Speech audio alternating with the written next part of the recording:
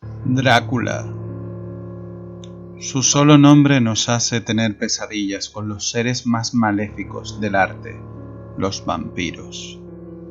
Más allá de su novela, su nombre ha inspirado películas, cómics, videojuegos, series de televisión.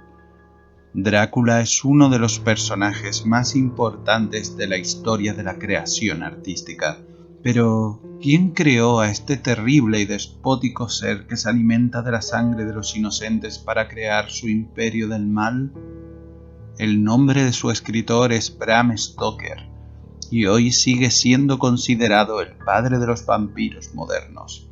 Sin embargo, la muerte de este autor estuvo rodeada de miedos, sufrimientos y una amenaza sombría, la amenaza de un vampiro.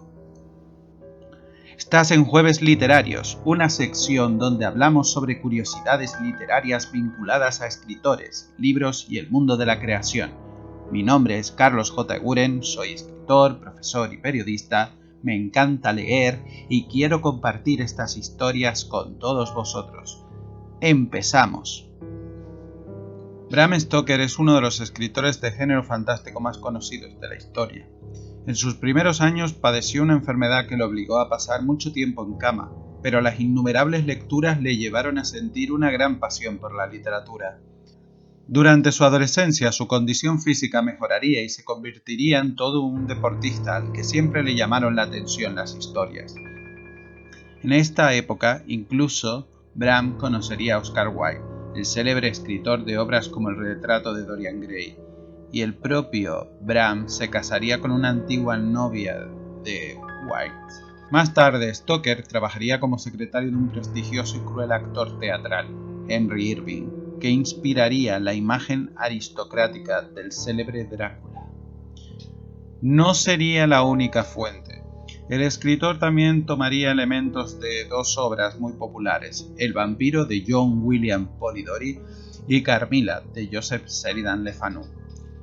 La novela corta El vampiro del Dr. Polidori fue escrita la misma noche que el Frankenstein de Mary Shelley, o al menos imaginada, y se inspiró en la figura del vividor Lord Byron, el amo de Polidori. Carmilla, por su parte, presenta la historia de una chupasangres, Carmilla, que se enamora de la narradora de la historia, Laura, una mortal que pronto comprenderá la amenaza del vampirismo. Sin embargo, Stoker poco a poco unió a las historias sobre vampiros diversos elementos que fue descubriendo a través de lecturas, folclore, entrevistas con el misterioso viajero Arminius Bunbury y casualidades. Drácula acabaría poseyendo el nombre de la familia del caudillo y príncipe transilvano Vlad Tepes, el Empalador, por ejemplo. Desde su publicación, Drácula fue un éxito. El público la aclamaría y compañeros de letras como Oscar Wilde o Arthur Conan Doyle se entregarían a la obra del escritor irlandés. Stoker concibió una forma moderna para la novela de terror victoriana. Más allá de la reinvención del vampiro, el tema de la sangre y la sexualidad, o la reivindicación de una protagonista femenina fuerte como Mina, Drácula se transformó en una obra literaria sumamente interesante por cómo está contada a través de cartas, entradas de diario, informes, noticias. Toda la novela busca la verosimilitud, aunque el poder del vampiro radique en que nadie cree que sea real. Este triunfo de la narrativa mediante cartas y documentos sería replicado muchísimos años después por otro maestro del terror, Stephen King, en su primera novela, Carrie. Tampoco olvidemos que King tomaría mucho de Drácula para otra de sus famosas novelas, El misterio de Salem Slot. Pero caigamos en las tinieblas y hagamos la más sombría pregunta. ¿Bram Stoker vio a un vampiro en la vida real? ¿Se encontró con uno de aquellos siniestros seres que popularizó gracias a su novela? Vayamos a los últimos días de Stoker. Drácula era inmortal, trascendería su época y se convertiría en un mito, pero Bram Stoker no. Su vida llegó a su fin el 20 de abril de 1912. Enfermo de sífilis, naufragando en un dolor terrible, sintiendo haber perdido a su Dios y sumido en la ruina más profunda, su muerte se mezcla con la leyenda. Según muchos, Stoker sufrió gravemente en sus últimas horas, cayendo presa del delirio, en cama, completamente aturdido y fuera de sí.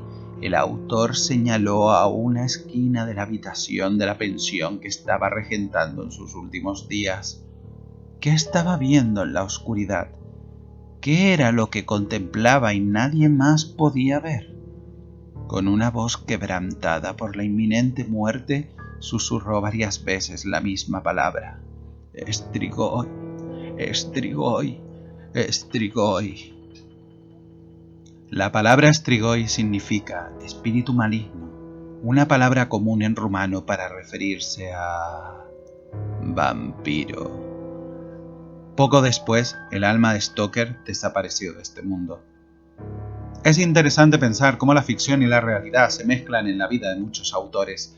En el caso de Stoker, tomó muchos elementos de la ficción popular y del trabajo de otros artistas para su vampiro, pero buscó siempre darle el mayor realismo. Es irónico pensar que, en sus últimos momentos, antes de que su vida se apagase, él también creyese ver un vampiro en su habitación, un vampiro en la realidad. La ficción es capaz de mezclarse con nuestro día a día, como la tinta de la pluma con la sangre de las penas. El vampiro y el escritor, no obstante, siguen vivos. Y hasta aquí el jueves literario. Si quieres conocer más historias sobre literatura, terror y escritores, suscríbete a mi canal y comenta sobre qué autores u obras querrías que hablase. También puedes votar a través de la encuesta de mi Instagram.